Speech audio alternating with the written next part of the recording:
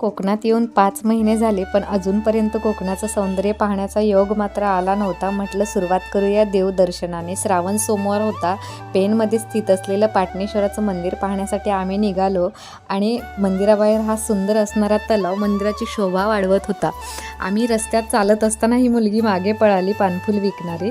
मग मला खूप हसायला आलं. त्यानंतर आम्ही त्या ठिकाणी गाडी लावली आणि मंदिरामध्ये प्रवेश केला. आतमध्ये आल्यानंतर हे जुनं बांधकाम पाहून असं लक्षात आलं की कोकण ह्या गोष्टी फार जपतं, जुन्या गोष्टींना जपणारं कोकण आहे. आणि त्यानंतर एक फोटो काढला व गणपतीचं दर्शन घेतलं.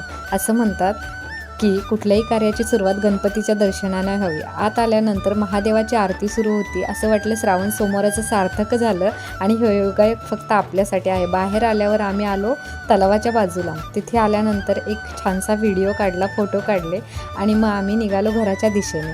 घराच्या दिशेने जात असताना कोकणातलं हे सुंदर गाव पाहून मला व्हिडिओ काढण्याचा मोह आवरला नाही. कौलाची ही घरं अतिशय सुंदर वाटत होती. पुढे आल्यावर हा मोठा वडाचा वृक्ष पाहून मला आश्चर्य वाटलं. हल्ली अशी झाडं दिसत नाहीत. त्यानंतर ही शेती बघा, भाताची शेती. आमच्याकडे अशी शेती पाहायला मिळत नाही. पहिल्यांदाच पाहिलेली भाताची शेती पाहून असं जाणवलं की कोकणातच सगळी समृद्धी लपलेली आहे आणि कोकण हा अतिशय समृद्ध भाग असलेलं मला जाणवलं. त्यानंतर आम्ही घराकडे निघालो. भेटूया पुढच्या ब्लॉगमध्ये. धन्यवाद.